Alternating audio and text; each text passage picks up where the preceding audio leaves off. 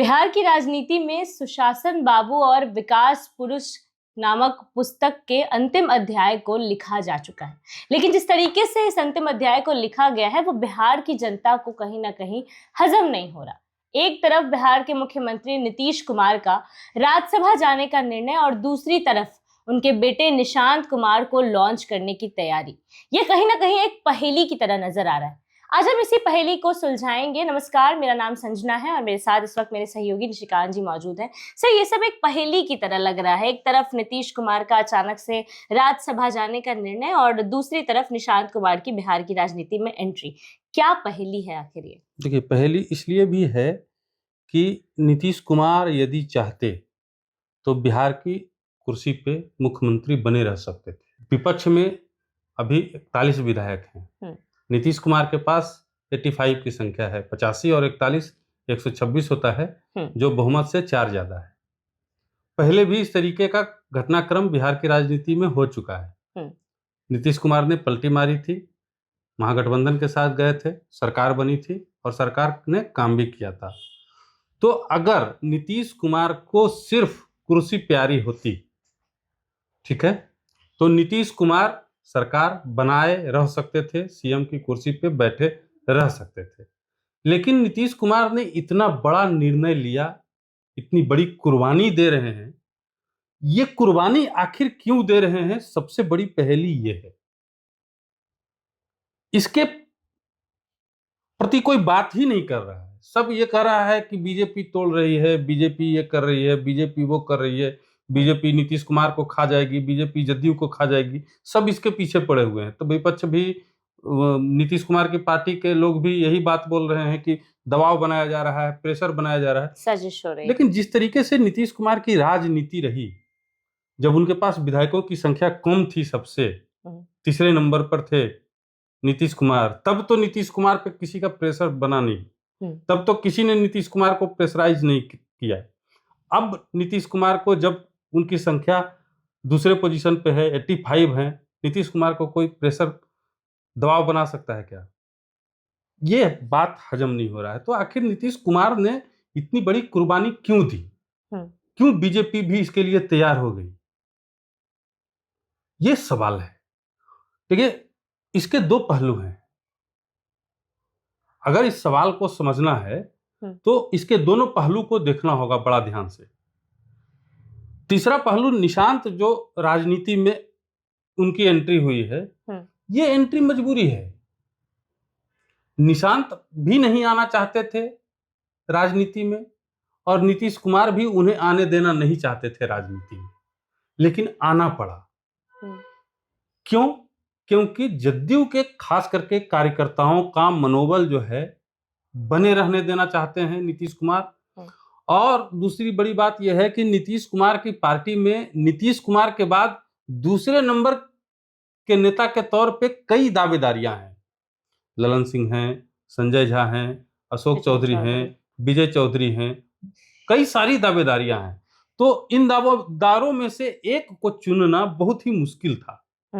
एक वो कुर्सी देते तो बाकी नाराज हो जाते। इसलिए निशांत को, पार्टी को स्थापित करने के लिए, पार्टी को बचाने के लिए निशांत को लाना मजबूरी थी।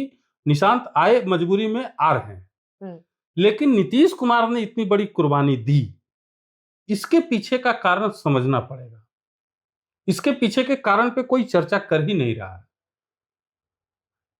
देखिए, दो पहलू, जिन दो पहलुओं की हमने बात की है, हम सबने देखा है, हम सब जान भी रहे हैं, हम सबने खबरें भी चलाई हैं कि बिहार एक बड़े आर्थिक संकट के दौर से गुजर रहा है। जिस तरीके से बिहार में रेवड़ियां बांटी गई चुनाव को लेकर के, और जो विकास के कार्य हुए, खर्च तो हुआ, आमदनी कितनी है बिहार की, राजस्व कितना आ रहा है बिहार को, ये सबको मालूम है। पिछले दिनों हमने भी खबर चलाई थी कि जिस तरीके से बिहार के हर एक नागरिक पे 33 से 34 हजार रुपए का कर्ज है, बड़ा बोझ है। तो यानी कि बिहार बड़े आर्थिक संकट के दौर से गुजर रहा है। इस आर्थिक संकट से बिहार को बचाने के लिए शराबबंदी कानून को खत्म करना पड़ेगा। अब चूंकि शराबबंदी कानून नीतीश कुमार के शासनकाल में आया, नीतीश कुमार की बहुत महत्वाकांक्षी योजना थी शराबबंदी कानून, और नीतीश कुमार के कुर्सी पे बने रहते हुए अगर शराबबंदी कानून खत्म होता तो ये कलंक का टीका किसके सिर पे लगता? नीतीश कुमार के सिर पे लगता। लेकिन एनडीए में इस तरीके की चर्चाएं हुई कि आर्थिक दौर से निकालने के लिए शराबबंदी कानून को खत्म होना जरूरी है, लेकिन आप कुर्सी पे अगर बने रहिएगा तो एक कलंक का टीका आपके माथे पे ही लगेगा। और हम लोग नहीं चाहते हैं कि जो विकास पुरुष और सुशासन बाबू की छवि आपकी है उस पे कोई दाग लगे। तो सबसे बड़ी बात है कि बीजेपी ने इस कलंक के टीके को अपने माथे पे सजाना स्वीकार किया। ये बीजेपी की भी कुर्बानी है। नीतीश कुमार सत्ता में रहते मजबूरी थी शराबबंदी कानून को खत्म करने की, उसके बिना कोई ऑप्शन नहीं है बिहार को आर्थिक संकट के दौर से उबारने का। तो ये कलंक का टीका नीतीश कुमार के माथे पे ही लग सकता था, लेकिन बीजेपी ने उस कलंक के टीके को अपने माथे पे सजाना स्वीकार किया। ये एक पहलू हो सकता है। ठीक है, अब दूसरे पहलू को समझिए। देखिए, देश भी एक सामरिक दृष्टिकोण से बड़े संकट के दौर से गुजर रहा है। हमारी बिहार की सीमा से सटे हुए जो पश्चिम बंगाल में सिलीगुड़ी कॉरिडोर है, जिसको भारत का चिकन नेक कहा जाता है, उस पे बहुत बड़ा संकट है। अगर खुफिया जो रिपोर्ट है, जो जियोपॉलिटिक्स में जो खबरें चल रही हैं, उसको अगर समझने का प्रयास करेंगे तो चिकन नेक पे चाइना की सीधी नजर है। चाइना चाहता है कि चिकन नेक किसी तरीके से इंडिया से कटे और पूर्वोत्तर के राज्य जो है इंडिया से अलग हो जाएं। हालिया में नेपाल और बांग्लादेश की जो स्थिति है, जो राजनीतिक घटनाक्रम इन दोनों देशों में हुए हैं, कहीं ना कहीं उसको भी चाइना से जोड़ के देखा जा रहा है। कहीं ना कहीं उसमें भी चाइना की ही मिलीभगत है। चाइना ने ही सारा ये प्रपंच रचा है, सिर्फ और सिर्फ इस चिकन नेक को भारत के कब्जे से छीनने के लिए। इसको बचाने के लिए खास करके पश्चिम बंगाल में एक सशक्त और राष्ट्र प्रेमी सरकार का होना बहुत ही जरूरी है, जो वोट बैंक से ऊपर की राजनीति करे। लेकिन फिलहाल जो स्थितियां पश्चिम बंगाल की हैं, जनसंख्या के हिसाब से जो परिस्थितियां पश्चिम बंगाल की हैं, उसमें नहीं लग रहा है कि पश्चिम बंगाल में सत्ता परिवर्तन होगा। इसके लिए पिछले दिनों झारखंड के जो सांसद हैं निशिकांत दुबे, उन्होंने एक प्रस्ताव केंद्र सरकार को दिया था, जिसमें उन्होंने कहा था कि बिहार, बंगाल और झारखंड के कुछ जिलों को मिलाकर यूनियन टेरिटरी बनाया जाए, केंद्र शासित प्रदेश बनाया जाए, जिसमें चिकन नेक भी शामिल हो। और उसके बाद चिकन नेक की सुरक्षा केंद्र सरकार के हाथ में आ जाएगी, सीधे तौर पे गृह मंत्रालय का हस्तक्षेप हो जाएगा। तब जाके चिकन नेक की जो स्थिति है वो बदल सकती है। इसके लिए केंद्र सरकार ने तैयारियां शुरू भी कर दी हैं। अगर आप देखेंगे हालिया जो घटनाक्रम पिछले 2-3 दिनों में जो घटनाक्रम हुए हैं, उसको अगर आप जोड़ के देखेंगे तो इसके लिए केंद्र सरकार ने एकदम तैयारी शुरू कर दी है। जिस तरीके से बंगाल के राज्यपाल का अचानक से इस्तीफा दिया जाना, बिहार में राज्यपाल को बदल दिया जाना, बिहार के मुख्यमंत्री को बदल दिया जाना, बदलने की बात करना, राज्यसभा भेजने की बात करना, ठीक है, ये सारा घटनाक्रम को अगर आप जोड़ के देखेंगे तो कहीं ना कहीं, ठीक है, आपको ये कहानी साफ होती नजर आएगी। यूनियन टेरिटरी बनाने के लिए बंगाल में राष्ट्रपति शासन का लगना बहुत जरूरी है,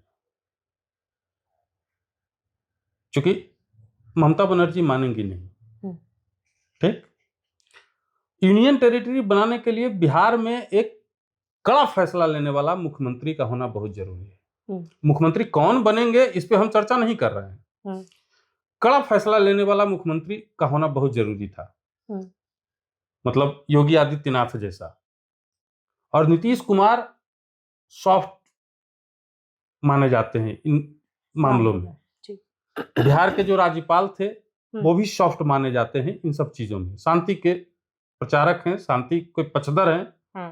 ठीक है, तो अभी जो राज्यपाल जो आए हैं बिहार में, बड़े सैन्य अधिकारी रह चुके हैं, सीमाओं की समझ है, रणनीतिक समझ बेहतर है उनकी, ठीक है, तो कई फैसले वो भी ले सकते हैं।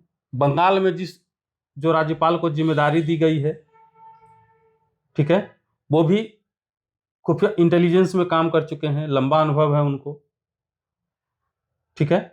तो दोनों जगह राज्यपाल का चुनाव, और बिहार में अगर मुख्यमंत्री नीतीश कुमार रहते तो कहीं ना कहीं चीजें अटकती। तो बिहार में भी योगी आदित्यनाथ के जैसा कोई कड़ा फैसला लेने वाला, चूंकि जैसे ही यूनियन टेरिटरी की बात आएगी, ठीक है, तो कहीं ना कहीं सीमांचल को मिलाने का प्रस्ताव है। मुर्शिदाबाद, मालदा पश्चिम बंगाल के जिले हैं, देवघर, गोड्डा, ये सब, साहिबगंज आपका झारखंड का जिला है। तो कहीं ना कहीं तीनों स्टेट में जनता में, वहाँ के जो जनप्रतिनिधि हैं, उन लोगों का भी कार्यकाल खत्म हो जाएगा, उन लोग को भी परेशानियां बढ़ जाएंगी, घर बैठ जाएंगे। तो कहीं ना कहीं एक माहौल बनाने की कोशिश की जाएगी कि देखिए इस तरीके की चीजें की जा रही, हमसे छीना जा रहा है, हमारा हक छीना जा रहा है। तो एक कड़ा फैसला लेने वाला मुख्यमंत्री होना चाहिए, जिसके लिए मुख्यमंत्री नीतीश कुमार तो बिल्कुल ही उपयुक्त नहीं थे।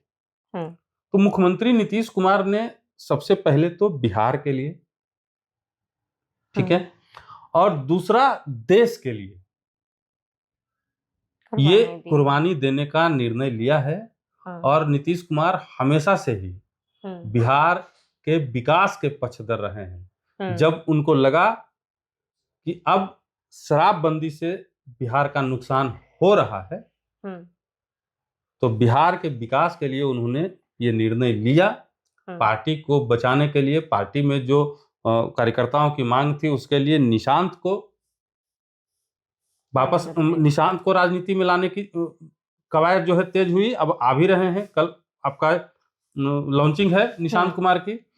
और हमेशा की तरह दोनों चीज का ठिकरा, शराबबंदी खत्म करने का ठिकरा, नीतीश कुमार को हटाने का ठिकरा, और बिहार को और छोटा करने का ठिकरा बीजेपी के माथे पे फूटने वाला है।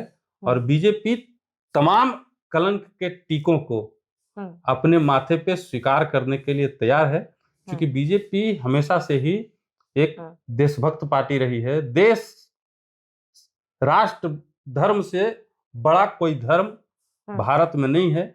और बीजेपी का सबसे बड़ा, बीजेपी एक ऐसी पार्टी है जिसके लिए राष्ट्र धर्म से ऊपर कोई नहीं है।